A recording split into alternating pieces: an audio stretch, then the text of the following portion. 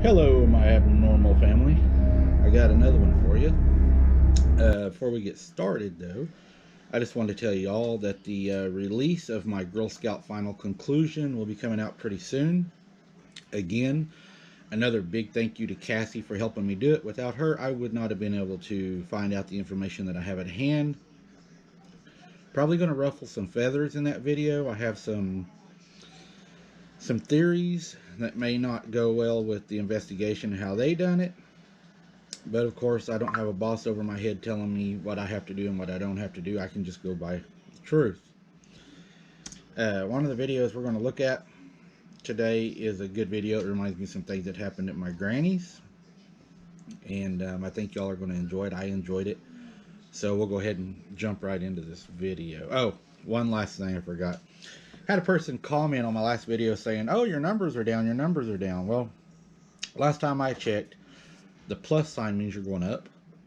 And we haven't done nothing but go up on Facebook and YouTube, so I don't know who this troll is, but they need to get a life because we're doing good things this year, and nobody's going to pull us back. They've already tried. We're going to keep on moving on, so they need to keep on doing their thing. We'll take their views and their comments because they're just as good comments, so we appreciate that too. All right, guys. Date 1988, location city of Grand Rapids, Michigan. Suspect is a werewolf dogman. Outcome survived the encounter. Uh, this man claims that the dogman has followed him since he was a kid and has had two encounters with the creature. These creatures will follow certain people for their whole life. Sometimes they will leave, but for some, like my mom, they never do. My mom, after she had that encounter when she was younger and saw that werewolf looking creature on the step sitting there looking at her, it never really left her. It was always worse when she was there as a kid. It seemed like it always hunted her when she was there as a kid. And it just seemed like she was always the one it was after the hardest. I mean, the other kids, they did have encounters, but not like she would. Even in her older years, whenever I was a kid and my sisters were younger, my mom would take us on walks in the evening. We lived in the country. It got to the point where it was following us down the ditch lines, and we weren't even able to do that. So I mean, there's something about whenever they get this. I don't know if it's an imprint on you or this infatuation about you or what it is. They seem to never give up, and it can be lifelong because even to this day, my mom in her 60s, we can go fishing, and if it knows she's down there, it's relentless. I don't think they ever forget, and I don't know why. And that's one of the things I'm trying to figure out. Um, it's just weird that it was like that. Even my uncle saw that, and they even made special doors for her to protect her at night. Another example also is whenever my granny fell ill and had her stroke, the girls would take turns staying the night down there. Some nights, some of the girls, they would have encounters not nearly as bad as if when my mom stayed. Another example of when she was there, this thing was there. It was harder. It would beat on the house more. It would talk more. It was more active. Even to the point to where one of the sisters one night saw my mom pull in the driveway and they saw this creature actually hide, and they flashed a porch light at my mom, which was their emergency signal, so my mom backed out and went home. It was maybe planning an ambush that night. It was a good possibility. It was soon after that's whenever I would shoot it in the cattails. When mom fishes or camps, it's the same. I mean, it just continues to happen. And that's one of the reasons I tell people you should not go out and look for these things or hunt for these things unless you're willing to accept the consequences. Because once they get their eye on you, they may never stop bothering you. They may come home with you. And sometimes, whenever they do come home with you, like what happened at my granny's house, it may not all be physical beings. You can also get into the spiritual world, which I do believe they did have some spirits. But I do believe there's two separate things going on with that. Uh, Anyways, getting down to the rest of this man, he had two encounters. The first one takes place in 1988 in Alton, Michigan, just southeast of the city of Grand Rapids. The anonymous source in the elementary school at the time was playing during recess around 10 in the morning. He decided to run out into the woods adjacent to the elementary school playground to hide and also cheat at the game of war. He made his way to a river by some of the railroad tracks that were around, and he heard a huge splash. and witnessed a dark furred dogman bolt into the woods, switch between 2 and 4 legs to run before it disappeared. You remember in the one video where I went down there was something landing in the water that splashed by me when I heard the walking and stuff, and that's one of the first things I thought of is, do they throw things into the water to scare you away because it does make that commotion? They can throw the rock up into the air, the rock can come straight down, you don't know which direction it comes from, but they still get the action, the noise, to try to scare you away. It was one of my wonders, or if it's a warning. He ran straight home to his bed, keeping silent about the sighting until adulthood.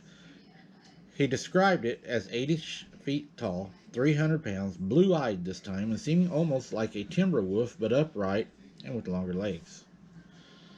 The second sighting took place in a nearby town of Lowell in the winter of 2008. The anonymous man now has a family, all sleeping soundly when he heard a thud on the roof.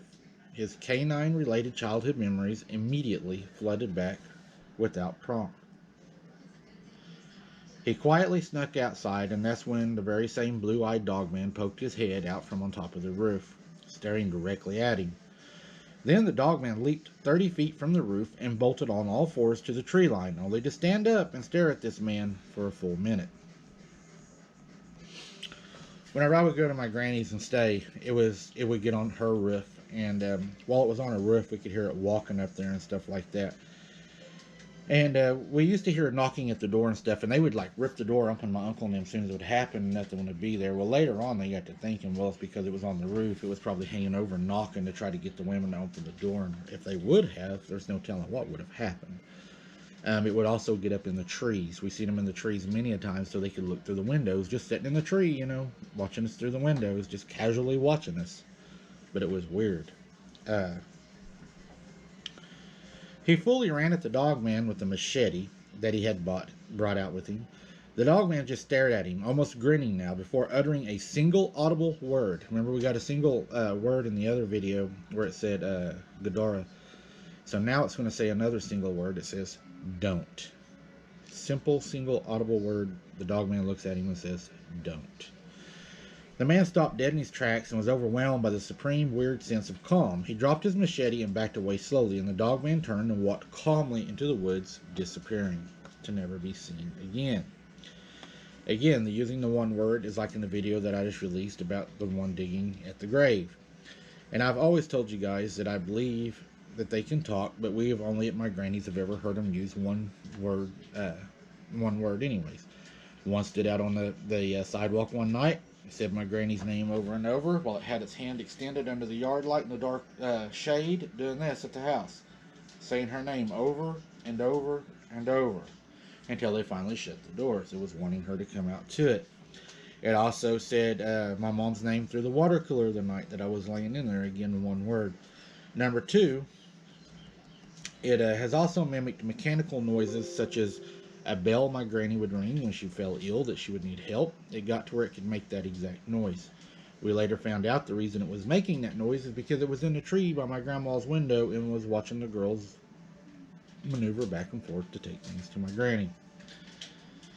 Also, we all know that they can make baby sounds. They can make cat sounds. I've heard the cat sounds. We've heard the baby sounds. We've heard the old man sounds. We've heard laughing.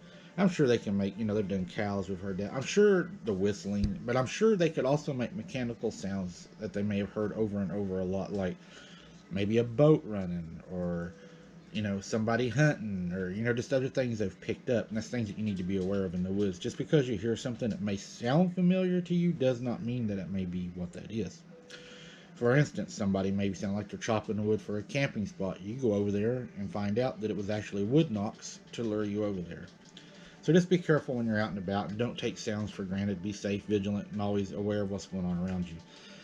And again, I appreciate you guys for watching. I appreciate all of y'all that have stepped up and have sent money to the PayPal. That helps a whole lot with the things that we're doing. I appreciate that. God bless each and every one of you for that. I was reluctant to put it out, but y'all have just blessed me tremendously with it. So as long as that happens, I'll leave it out. If it becomes, to where it's not working or whatever, we'll remove it. No big deal. Like I said, a like and a comment's good too. I appreciate each and every one of you guys. You're like family. And the last thing I want to talk to y'all about is I want to do a short video on this too. Some people have asked me to open up where y'all are able to actually join my page, which is a membership to my page. If I do that, it will not hurt none of you guys. The only thing it's going to do is give the members perks to where they can use like super emojis, super thanks. They'll have a few more perks than what the regular viewers will have. But as far as you guys missing information or anything like that, it will not affect you. You all will get the same information. I will make sure of that. I would not do that. But it does give other people just more perks, maybe more emojis and stuff like that. Thank you guys for being there. Appreciate each and every one of you. Until next time, don't be something's dinner.